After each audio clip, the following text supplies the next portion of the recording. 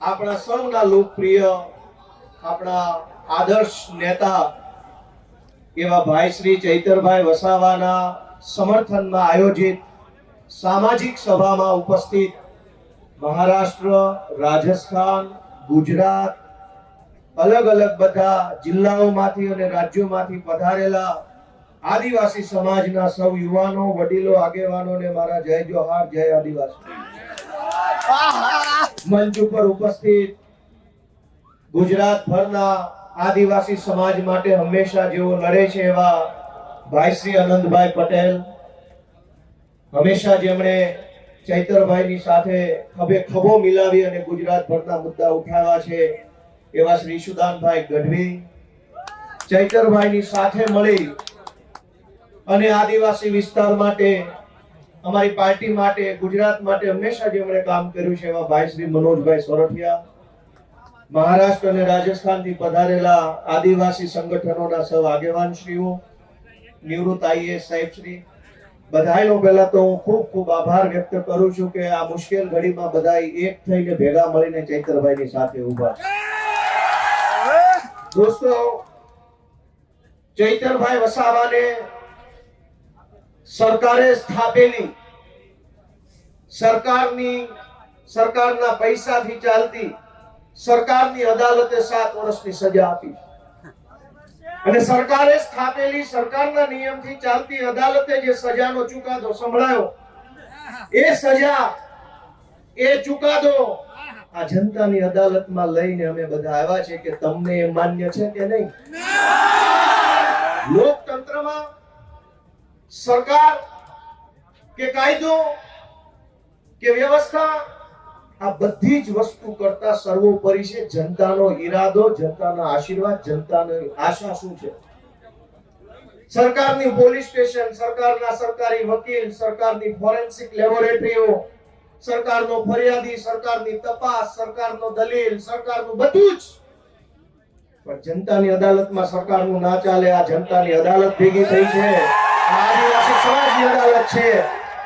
ચૈતરભાઈને સરકારની અદાલતે અને સરકારે ભેગા મળીને જે કાંઈ ન્યાય અન્યાય કર્યો એનો સાચો ન્યાય આદિવાસી સમાજની અદાલતમાં થવાનો છે અને નિર્ણય આજે અહીંથી આપણે કરીને જવાનું. દોસ્તો, સરકાર એમ કહે છે કે ચૈતર વસાવાને 7 વર્ષની સજા.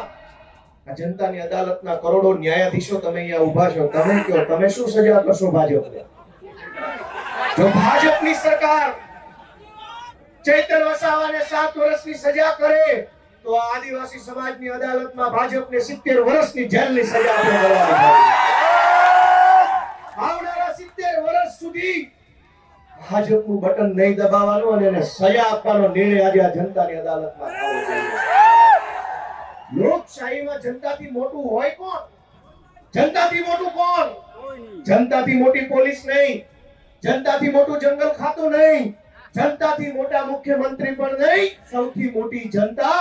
અને જનતાએ નક્કી કર્યું કે અમારો નેતા ચૈતર વસાવા છે. દોસ્તો, એટલે આ સજા માત્ર ચૈતર વસાવાને નહીં, જનતાને છે આ સજા. કેમ કે જનતાએ નક્કી કર્યું ને અમારો નેતા ચૈતર વસાવા. તો કરોડો લોકોને જે ચૈતર વસાવા ઉપર વિશ્વાસ છે, કરોડો આદિવાસીઓને જે ચૈતર વસાવાની ઉપર આશા છે, એને જેલમાં પૂરવાનો અર્થ એ થયો કે કરોડો લોકોને ભાજપની સરકારે સજા આપી છે કે તમારી પાસેથી તમારો નેતા છીનવી લીધો. અરે ભાઈ સાહેબ, કેટલા વર્ષો પછી ભગવાનના આશીર્વાદથી, પ્રકૃતિના આશીર્વાદથી, વડીલોના આશીર્વાદથી, હજારો વર્ષો પછી એક લડાયક ચૈતર વસાવા જેવો નેતા આપણા ગુજરાતના આદિવાસી સમાજનો મળ્યો. અનેક લોકો ધારાસભ્યો બન્યા, સાંસદો બન્યા આદિવાસી સમાજના મતાધારે, પણ આદિવાસી વિસ્તારોમાં ચાલતી નકલી સરકારી કચેરીઓ ઉપર પહેલી વખત બોલ્યું કોણ? ચૈતર વસાવા બોલ્યા. અનેક લોકો આદિવાસી સમાજના મતના આધારે સાંસદો, મંત્રીઓ બન્યા, પણ આદિવાસીઓની જમીન ઉપર વિવિધ કંપનીઓ લાવી આદિવાસીઓને ખદેડવાનું કામ કરતા હતા. એની વિરુદ્ધમાં પહેલો મજબૂત અવાજ ઉઠાવ્યો કોણે? ચૈતર વસાવાએ. કેવડિયામાં, તાપીમાં, છોટાઉદેપુરમાં ડાંગ જિલ્લામાં ચારો તરફ કંપની થર્મલ પ્રોજેક્ટ, ફલાણો પ્રોજેક્ટ, ઢેકણો પ્રોજેક્ટ, આ તમામ પ્રોજેક્ટના નામે આદિવાસીઓને ઘર વગરના, જમીન વગરના, શિક્ષણ વગરના, આરોગ્યની વ્યવસ્થા વગરના કરવાના ષડયંત્રને રોકવાનું કામ કર્યું કોણે? ચૈતર વસાવાએ કર્યું. અને સરકારના પેટમાં તેલ રેડાયું કે આ ચૈતર વસાવા આદિવાસીઓને કાં આટલો બધો જાગૃત કરે છે? કેમ આદિવાસી યુવાનોને જગાડે છે? કેમ સુતેલો આદિવાસી સમાજને જાગૃત કરવાનું કામ કરે છે?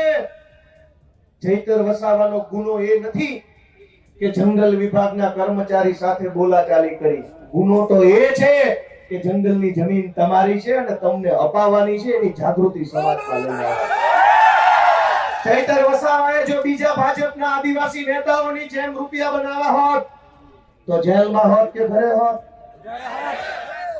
એક છે મોટા કદાવર આદિવાસી નેતા, 2000 કરોડનું મનરેગામાં કરી નાખ્યું. જેલમાં છે કે મેલમાં? આદિવાસીઓના મત લઈને, આદિવાસી વિસ્તારોની ગ્રાન્ટો ખાઈને 2000 કરોડ રૂપિયાનું બૂચ મારીને જો બેઠા હોત તો મેલમાં હોત. પણ જેણે આદિવાસીઓને પાય બચાવવાનું કામ કર્યું, આદિવાસી બાળકોના શિક્ષણ માટે લડાઈ લડ્યા, વિસ્થાપિતો માટે બોલ્યા, ગરીબ દીકરીઓ માટે બોલ્યા, તમામ પ્રકારની યોજનાના લાભ અપાવવા માટે બોલ્યા, એ ચૈતરભાઈને જેલમાં પૂર્યા. વિધાનસભામાં આજની તારીખમાં જેની ઉપર ગુજરાતની હાઈકોર્ટે આદેશ કર્યો હોય કે આ ધારાસભ્યો પર બળાત્કારની એફઆઈઆર નોંધો, જેની ઉપર બળાત્કારની એફઆઈઆર છે એ આજે વિધાનસભામાં છે. આજની તારીખમાં ધારાસભ્ય છે, જેલમાં નથી બળાત્કારના આરોપી. જેની ઉપર મનરેગા કૌભાંડનો 2000 કરોડનો આરોપ છે એ વિધાનસભામાં ધારાસભ્ય થઈને બેઠા છે.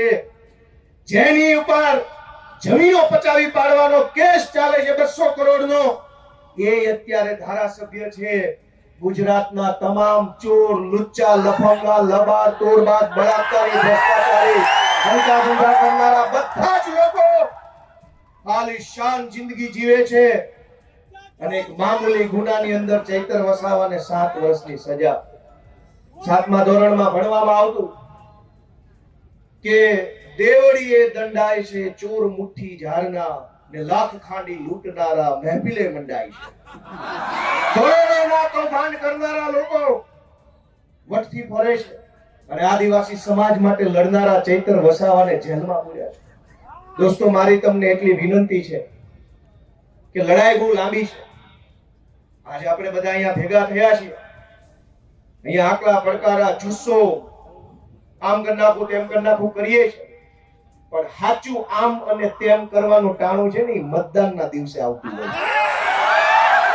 લોકશાહી છે, આમ તેમ જે કાંઈ, અને નર્મદા જિલ્લા વાળાએ તો આમ તેમ કરીને બતાવી દીધું છે. જો આમ થાય, આમ તેમ કેમ થાય ને, ગઈ ચૂંટણીમાં કહી દીધું કે આમ થાય. બહુ ચોંટા હતા, ઝૂકેગા નહીં સાલા. પઠા પાડી દીધા. વડાપ્રધાને અહીંયા સભા કરી, ગૃહમંત્રીએ સભા કરી, પ્રદેશ પ્રમુખે કરી, પણ નર્મદા જિલ્લાના આદિવાસીઓએ કીધું ઝૂકેગા નહીં સાલા. આવી ગયા. આને કહેવાય અસલ ટાઈગર. પણ દોસ્તો, હું તમને છેલ્લી 2-3 વિનંતી કરીશ કે ચૈતરભાઈનો ગુનો શું? આ ભાજપ વાળા ટીવીમાં, સોશિયલ મીડિયામાં ચૈતરભાઈને બદનામ કરવાનું કામ કરે કે એને વન વિભાગ વાળાને આમ તેમ કહી દીધું, ધાક ધમકી કરી લીધી. તમારા વન વિભાગ વાળા, તમારા પોલીસ વાળાએ અમારી હારે જે ધાક ધમકી કરી છે ને એની સજા 700 વર્ષ આપો તો ઘટે એમ છે. આખા ગુજરાતમાં સરકારી માણસો જનતા હારે કેવું વર્તન કરે? સરકારી મામલતદાર, સરકારી પીએસઆઈ, સરકારી ટીડીઓ, સરકારી પ્રાંત, સરકારી આરએફઓ, આ બધા જ લોકો રાજ્યની નાની જનતા સાથે કેવું વર્તન કરે છે? ઈ વર્તનની જો સજા આપવા બેસીએ ને તો એકે માઇનર લાલ ઓફિસમાં બેસી નહીં શકે, બધાને જેલમાં પૂરવા પડે. ચૈતર વસાવાએ 4 શબ્દો શું કીધા તો માઠું લાગ્યું. પણ દોસ્તો, ચુકાદો હવે જનતાની અદાલતમાં લાવવાનો છે. તમારે નિર્ણય કરવાનો છે કે આ ચૈતર વસાવાને તમારા આશીર્વાદથી એક વખત ગુજરાતની સરકારમાં બેસાડો, પછી ખબર પડશે કે કેવી રીતે ન્યાય કરી શકાય. આપણે ક્યાં સુધી અન્યાય સહન કરવાનો? માંડ કરીને એક નેતા મળે, એક બાજુ બધા ભ્રષ્ટ નેતાઓ સમાજ માટે બોલે નહીં, લડે નહીં, અવાજ ઉઠાવે નહીં, ચૂપ થઈ જાય. એક બાજુ માંડ એક બોલનારો નેતા મળ્યો હોય, એને જેલમાં પૂરી દેવો. ગુજરાત ભરની જનતાને હું તો વિનંતી કરું છું, માત્ર આદિવાસી સમાજ નહીં, જે કંઈ પણ થોડા ઘણા બોલનારા નેતા વધ્યા છે ને એની સાથે રહેજો, એને ટેકો આપજો, એની પડખે રહેજો. અને તો ગુજરાતમાં તો બોલે છે. સરકાર એમ ઈચ્છે છે કે કોઈ પણ માણસ ભાજપની સામે બોલવો ન જોઈએ, કોઈ માણસ ભાજપની સામે અવાજ ન ઉઠાવવો જોઈએ, એવું સરકાર ઈચ્છે છે. પણ કેટલાક માણસો ચૈતર વસાવા હોય, પ્રકૃતિમાંથી પેદા થયેલા હોય, કોઈના બાપથી નો બીવે, સરકાર હોય કે સરકાર હોય કે શેર હોય છે. અને આ જળ, જમીન, જંગલ કોનું છે? સરકારનું છે. સરકાર નહોતી, જે દિવસે આ દેશમાં સરકારો નહોતી ત્યારે જંગલ હતું કે નહીં? જે દિવસે આ દેશમાં કોઈ સરકાર, કોઈ પાર્ટી નહોતી ત્યારે જમીન હતી કે નહીં? અને જે દિવસે આ ભાજપ પાર્ટી કે એના નેતાનો જન્મ નહોતો ત્યારે આ ધરતી પર જળ હતું કે નહીં? ભાજપ વાળા પેદા નહોતા થયા ત્યારે જળ હતું, ભાજપ વાળા પેદા નહોતા થયા ત્યારે જમીન હતી, ભાજપ વાળા પેદા નહોતા થયા ત્યારે જંગલ હતું, અને ભાજપ વાળા પેદા નહોતા થયા ત્યારે આદિવાસી પણ હતા આ દુનિયા ઉપર, આ દેશ ઉપર.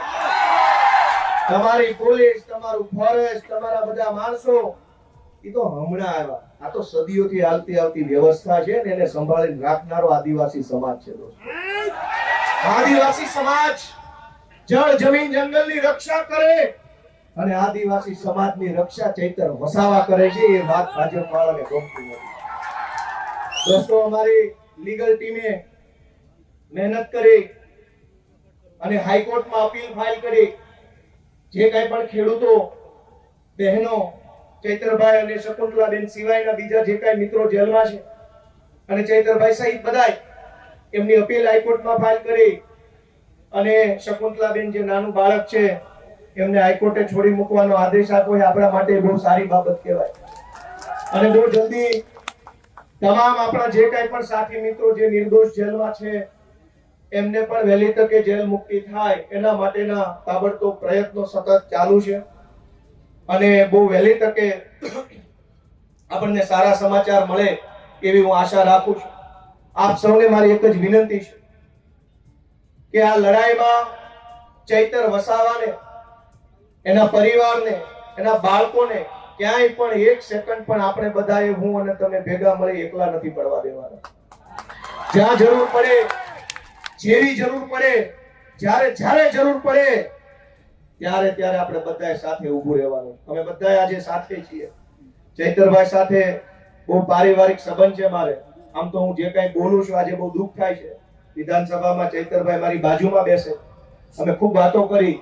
મારી બાજુમાં ઉભા આદિવાસી સમાજના અધિકારો વિશે પૂરી તાકાતથી બોલતા હોય છે અને એટલું સરસ રીતે આમ છાતી કાઢીને સરકારની આંખમાં આંખ નાખીને કહેતા હોય છે કે ભાજપ વાળાને ગમતું નથી. ભાજપ વાળાને એ વાત ગમતી નથી કે એક આદિવાસીનો છોકરો વિધાનસભામાં ઉભા રહીને મંત્રીઓની ફોજ, મુખ્યમંત્રી બેઠા એની સામે આંખમાં આંખ નાખીને બોલે છે કે આ જળ, જમીન, જંગલ અમારું છે, તમને નહીં ઘૂસવા દઈએ. બીજા પણ આદિવાસી નેતાઓ છે. યસ સર, જી sir, sir ticket sir, please ticket. Sir સમાજને છેતરી જાય, વાંધો નહીં, સમાજને આંખો બંધ કરાવી દઈશ, હું ગાળી દઈશ, મને ટિકિટ આપો એટલે હું મારા સમાજને છેતરીને મોકલી આવીશ. આનંદભાઈ પણ જોતા હશે. આનંદભાઈ પણ બોલે છે વિધાનસભામાં પૂરી તાકાતથી આદિવાસી સમાજ માટે. એ ચૈતરભાઈની પેલી બાજુ બેસે. દોસ્તો, બે ત્રણ માણસ બધ્યા છે. ગમે તેટલી મોટી સરકાર હોય એની સામે પણ આંખમાં આંખ નાખીને બોલવાની હિંમત રાખે છે કે તું જે હોય તે મારા સમાજ માટે બોલવા અહીંયા આવ્યો. તું જે હોય તે, સરકાર હોય તો ભલે, રાષ્ટ્રપતિ હોય તો ભલે, ને તું મોટી તોપ હોય તો ભલે. મને તો અમારા આદિવાસી સમાજે, અમારા ખેડૂતોએ મત આપ્યા છે તો હું એમના માટે બોલતો રહીશ. આજે હું પણ, મને મત આપનાર ખેડૂતો છે, કાઠિયાવાડના ખેડૂતોએ મને ધારાસભ્ય બનાવ્યો. આદિવાસી સમાજે ચૈતરભાઈને ધારાસભ્ય બનાવ્યા. અમને મત આપનારા લોકો માટે અમે બોલતા રહેવાના, લડતા રહેવાના અને ક્યારેય નથી ચૂકવાના, એ સંકલ્પ અમે લીધો છે દોસ્તો. આપ સૌએ ચૈતરભાઈ વસાવાનો જુસ્સો વધારવાનું કામ કર્યું એ બદલ સૌનો હું આભાર વ્યક્ત કરું છું.